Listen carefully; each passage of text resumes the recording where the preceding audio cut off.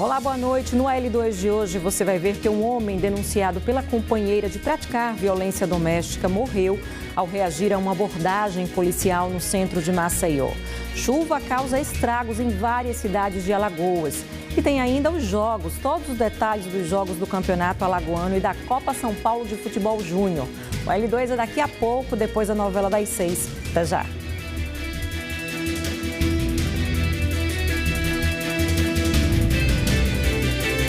Ninguém resiste ao... Olá, boa noite. Um homem morreu ao reagir a uma abordagem policial no centro de Maceió. Forte chuva atinge várias cidades de Alagoas e causa estragos. O alerta de temporal segue até amanhã. Famílias venezuelanas foram transferidas para um espaço de acolhimento em Maceió. E no futebol começou hoje o Campeonato Alagoano. A gente vai trazer todos os detalhes das partidas desse fim de semana. O AL2 começa agora. Você também pode nos acompanhar ao vivo pelo G1 Alagoas e Globoplay.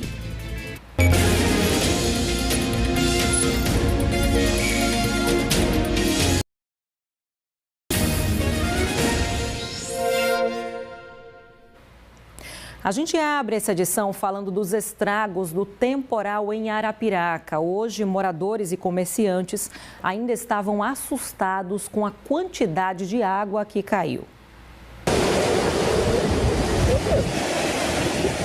As imagens gravadas por moradores mostram vários pontos de alagamentos em Arapiraca. No cruzamento da rua Nossa Senhora de Fátima com a Praça do Artesanato, no centro da cidade, a água subiu tanto que os motoristas tiveram dificuldade de passar.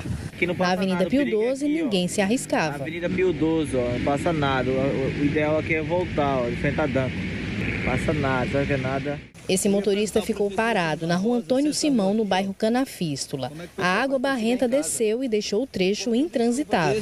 Caiu em Arapiraca, olha como está aqui. Olha a situação aqui, vê se tem condições. Ó, aqui na frente, ó, é um buraco enorme. Quem não conhece aqui, vai cair aqui a qualquer momento. Essa rua está toda esburacada. Em outros pontos da cidade, e invadiu estabelecimentos comerciais. Essa moto ficou caída na calçada. Entrando água dentro da loja. Olha a situação. A Rua Santa Maria, localizada aqui no alto do Cruzeiro, em Arapiraca, foi uma das afetadas durante o temporal, que caiu nesta sexta-feira. 2 buracos foram abertos, mas eles já foram fechados pela prefeitura da cidade. As fotos enviadas pelos moradores mostram como ficou o local após as fortes chuvas. Cheio de canta, água tão preta nesse mundo, o povo jogando lixo lá de cima e descendo aqui esse pacote de lixo. Encheu 2 vezes. O problema nessa rua é antigo. Bastam poucos minutos de chuva e tudo fica inundado. Moro aqui há 40 anos. E essa cena se repete sempre? Todo ano, 2, 3 vezes no ano. Essa cratera se abriu na rua José Nilton Barbosa Lins, no bairro Planalto, e atingiu o muro de uma residência e um poste. O sistema de drenagem ficou comprometido. Naquela localidade, a drenagem estava pronta, estava com a sua ponta de ala construída, mas infelizmente a população chegou no final de rua e tocou fogo em lixos, no descarte irregular de lixo. Com isso, derreteu o tubo de PAD, afetando o funcionamento da drenagem. Nós vamos ter que abrir tudo, limpar toda aquela cratera, tirar o material solto por completo, voltar a compactação por camadas, como exige a norma, entendeu? Daí até refazer a subbase, a base e um novo asfalto e uma nova drenagem. Segundo a prefeitura, choveu um volume atípico nesta sexta-feira e as equipes foram direcionadas para atuar nos pontos atingidos. A chuva de ontem foi uma chuva atípica, então o volume de água, a precipitação de água no espaço curto de tempo acarretou esses danos imediatamente. Mas nós estamos com a equipe na rua já consertando alguns pontos e tenho certeza que a Prefeitura de Arapiraca, através da Secretaria de Infraestrutura, está fazendo seu planejamento para monitorar todos esses pontos de impactos para a gente entrar com a equipe imediatamente sanando todos os problemas. O descarte irregular de lixo ainda é um problema que tem reflexos quando a chuva chega com força na cidade. Descarte irregular de lixo é um dos pontos principais para a gente ter essas bocas de lobo obstruídas, essas inundações temporariamente. Então a gente pede a ajuda da população também, que não descarte o seu lixo irregularmente. Todo mundo tem que colaborar, né? A chuva também preocupa moradores na região da Zona da Mata, em Cajueiro. As imagens impressionam, teve até granizo. A força da água e dos ventos derrubou árvores e destelhou casas. O Centro de Atenção Psicossocial da cidade teve parte do teto destruído. As ruas ficaram alagadas e várias casas foram invadidas pela água, o que danificou móveis e eletrodomésticos.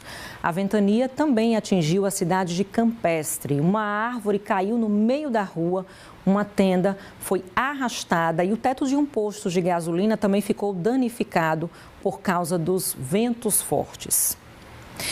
E no povoado de Coruripe da Cal, na zona rural de Palmeira dos Índios, na região do Agreste, uma árvore de grande porte também caiu por causa das fortes chuvas e da ventania.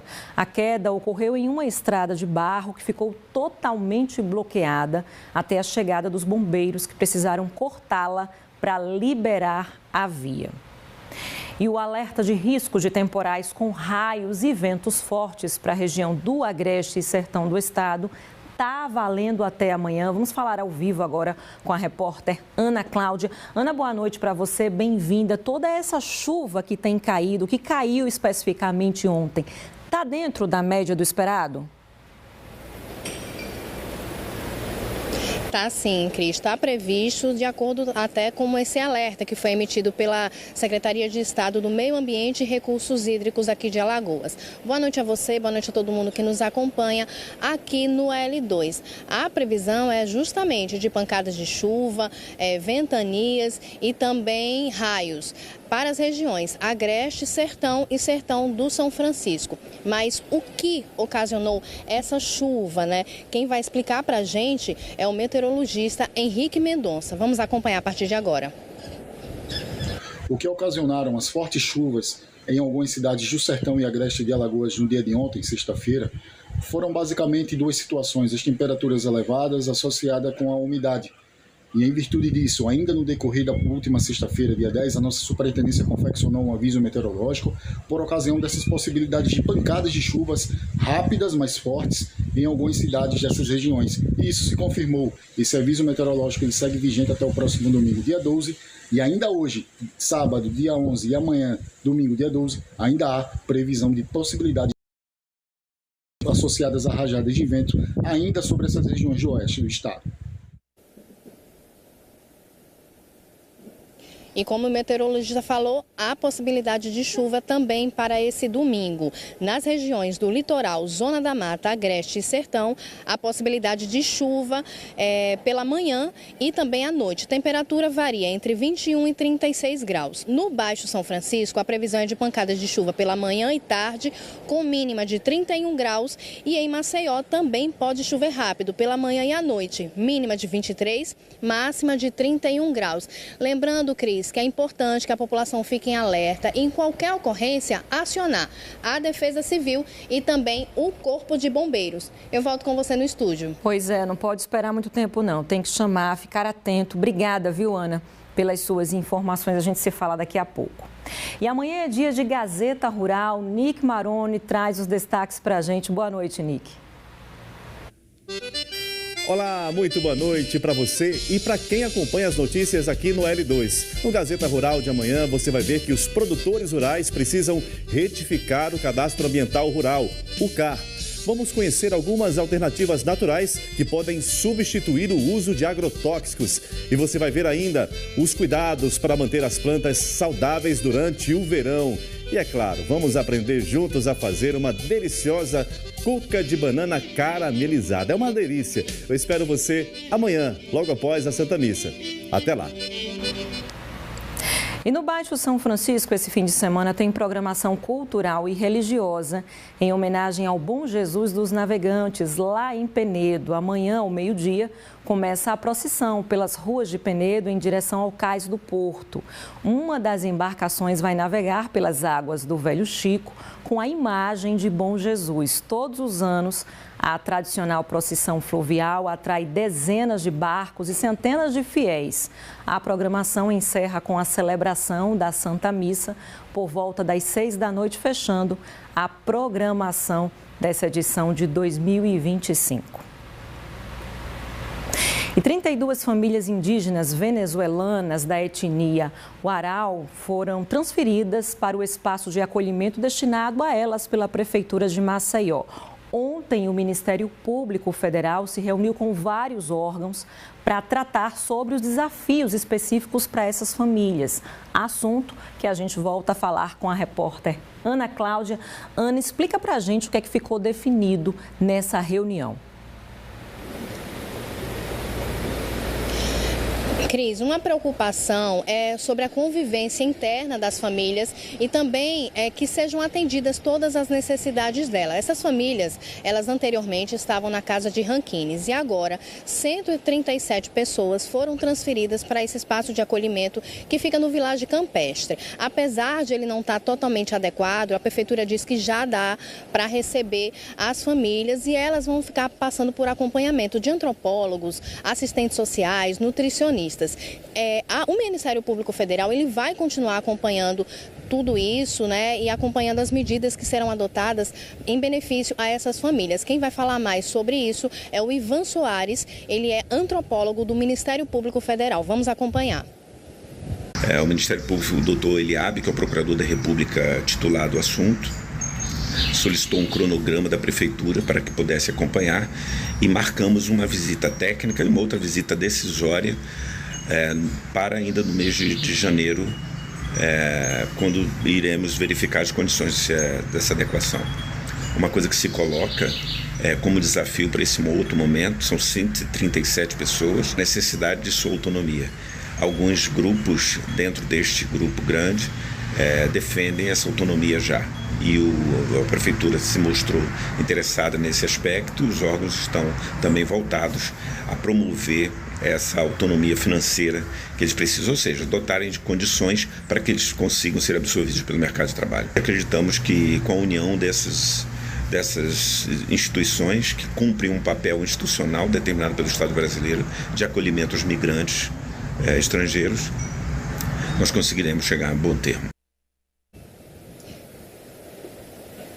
E que essas famílias elas sejam acolhidas e inseridas de fato na sociedade alagoana. Eu volto com você no estúdio, Cris.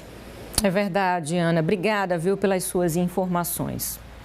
E na manhã de hoje, um homem morreu durante uma troca de tiros com a polícia no centro de Maceió. Ele era suspeito de cometer vários crimes contra a esposa e estava impedindo ela de ter contato com os filhos. A troca de tiros foi em plena luz do dia no centro de Maceió. Rodrigo Gustavo Ferreira, de 39 anos, era agente socioeducativo e morreu no local após atirar contra uma policial da UPLIT. Os dois filhos do Rodrigo e a mãe dele, que estavam no banco de trás, foram baleados. Nessas imagens dá para ver uma das crianças nos braços de um policial. Ela foi levada ao HGE. Durante o tiroteio, uma bala acertou a barraca do seu Isaías, que trabalha na praça há 8 anos. Ele contou que ficou muito assustado. A bala atingiu até um refrigerante acima da prateleira. Na hora fiquei naquele desespero também, saí de dentro da barraca e me joguei para fora, entendeu? Com medo. Segundo a esposa do agente socioeducativo, que não quis gravar entrevista, na última quarta-feira ela saiu de casa após sofrer várias agressões. A produção da TV Gazeta teve acesso ao boletim de ocorrência feito no último dia 8 de janeiro. A vítima relatou que foi torturada por 2 horas, que foi puxada pelos cabelos e agredida com uma... Marcas estavam espalhadas por todo o corpo. O agente socioeducativo combinou que entregaria os 2 filhos ao cunhado aqui na Praça dos Martírios, no centro da capital. Só que o cunhado desconfiou e acionou a polícia para que acompanhasse essa entrega. Os policiais chegaram primeiro e logo fizeram a abordagem ao veículo em que estavam Rodrigo, os 2 filhos e a mãe dele.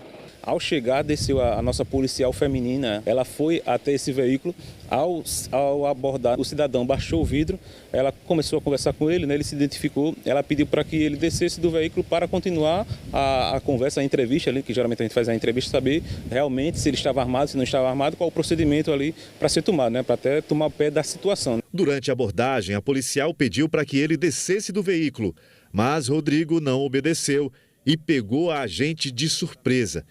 Ela foi atingida com um tiro no peito e foi salva pelo colete. Ele já deu esse primeiro disparo, já pegou a arma, não falou nada, já deu o primeiro disparo em direção à nossa policial, inclusive pegou aqui na região torácica dela, né, na parte aqui, na região entre os seios, machucou bastante, mesmo ela estando de colete, ainda fez uma roncha vermelha, sangrou um pouco. O homem não parou e atirou mais vezes. Os policiais revidaram. Segundo a polícia, Rodrigo foi atingido por pelo menos 2 tiros, um no tórax e o outro na cabeça. Ainda segundo a polícia, uma bala atravessou o tórax do filho mais velho, de 2 anos e 11 meses. No veículo não era possível identificar que existia pessoas além do condutor dentro desse veículo. Esse veículo estava com a película fumê, a película escura, né, bastante escura, mas bem fechado. As pessoas que estavam no banco de trás, que era a mãe dele com as crianças, eles estavam do lado dele, né, bem ali encostado. A policial, quando foi abordar, não identificou, eles não se identificaram, ninguém ouviu, nem ele mesmo falou que tinha mais alguém dentro do veículo, ele apenas atirou deliberadamente. Eu estive lá no HGE e ele está na UTI, estável, mas está na UTI. Porque passou um tiro e acabou machucando essa criança. A mãe e o outro filho já receberam alta. No carro foram encontrados 2 carregadores de pistola e um colete. O agente não tinha o porte da arma usada na ação. A polícia esteve no local e o corpo foi levado pelo IML. A perícia conseguiu ali identificar no mínimo 7 estojos que foram deflagrados da pistola dele, ou seja, no mínimo 7 disparos de arma de fogo ele efetuou contra a nossa guarnição. A esposa de Rodrigo Gustavo, agente socioeducativo, que morreu em confronto com os policiais, foi ouvida aqui na delegacia de homicídios. Os relatos da mulher impressionaram o delegado que atendeu a ocorrência. Ele abusava de tudo quanto é maneira, Ele era era doentio a coisa. Ele sentia prazer pelo depoimento da esposa e do cunhado, principalmente da esposa. Ele sentia prazer em machucar, em magoar, em bater e usando de tudo que você possa imaginar. 5 anos de sofrimento e muitas dessas agressões foram na frente dos filhos. A mulher chegou a entrar com pedido de medida protetiva, mas ainda não tinha sido aceita pelo juiz. A polícia acredita que o crime foi premeditado e que Rodrigo Gustavo estava disposto a cometer uma tragédia em família. Tudo leva a crer que ele premeditou tudo. Veja, ele parou o carro em frente à Igreja dos Martírios, em frente ao palácio, chamou o cunhado, estava com as 2 crianças e a mãe. Ele iria cometer uma atrocidade ali, ele iria matar a mãe, matar as 2 crianças, o cunhado ia se suicidar. Rodrigo Gustavo Ferreira da Silva atuou 7 anos como agente socioeducativo, mas pediu afastamento das funções para cuidar da saúde. O caso segue agora para a Delegacia de Homicídios e Proteção a Pessoas de Maceió. Nós vamos ouvir agora os policiais que se envolveram nesse fato, né? Vou fazer a apreensão das armas, mandar para o IC. A arma dele já está recolhida também, estou mandando para a perícia e vou passar tudo que eu tenho em mãos para o delegado que vai apurar aquela região, porque houve o homicídio, tá certo? Houve a resistência, nós estamos fazendo por resistência, mas de qualquer maneira é um homicídio. Se a justiça acatar que deve ser, então vai mandar arquivar, se não vai dar prosseguimento no processo. E no futebol começou agora à tarde o Campeonato Alagoano. Penedense e Murici abriram a primeira rodada no estádio Alfredo Lir, em Penedo. A partida terminou 1-0 para o Penedense. O CSA estreia amanhã no Campeonato Alagoano. O Azulão finalizou a preparação para o confronto diante do CSE, que será disputado às 16h no Rei Pelé. O técnico Igor Magalhães não vai contar com o lateral esquerdo Roberto, que sofreu uma lesão na coxa direita. O meio-campista Guilherme Cachoeira se recupera de um quadro de virose e é dúvida para o jogo. E tem mais desfalques, viu? Hoje de manhã, durante o treinamento, os atacantes Clenison e Igor Bahia sofreram um choque de cabeça. Igor passou por exames que descartaram a necessidade de uma cirurgia, mas, segundo o departamento médico do CSA, por precaução, o atacante não vai jogar amanhã contra o CSE. Ele deve voltar aos treinos na próxima terça-feira. Quem também estreia amanhã no Alagoano é o Coruripe Asa. O elenco do Alvinegro encerrou a preparação debaixo de muita chuva na cidade de Arapiraca. O Asa busca se recuperar depois da eliminação dolorosa para o Juazeirense na pré-Copa do Nordeste. O jogo será disputado no estádio Gerson Amaral, Casa do Coruripe, às 16h. E pela Copa São Paulo de Futebol Júnior, 2 equipes alagoanas seguem vivas na competição. O Zumbi está enfrentando agora o Cruzeiro da Paraíba pela última rodada da primeira fase. O jogo ainda está 0-0, já classificado. O time de União dos Palmares precisa vencer ou empatar para confirmar a primeira colocação no grupo 23. Caso termine em primeiro, o adversário da próxima fase será a União Suzano. Se ficar em segundo, o confronto será contra o Bragantino. Já o CRB entra em campo amanhã pela segunda fase da Copinha. A garotada do Galo vai encarar o Fluminense às 21h30 na cidade de Lins, em São Paulo. Esse jogo irá valer a classificação para a terceira fase da competição. O L2 desse sábado fica por aqui. A gente volta a se encontrar na segunda-feira no AL1. Boa noite para todo mundo. Ótimo fim de semana. Tchau, tchau.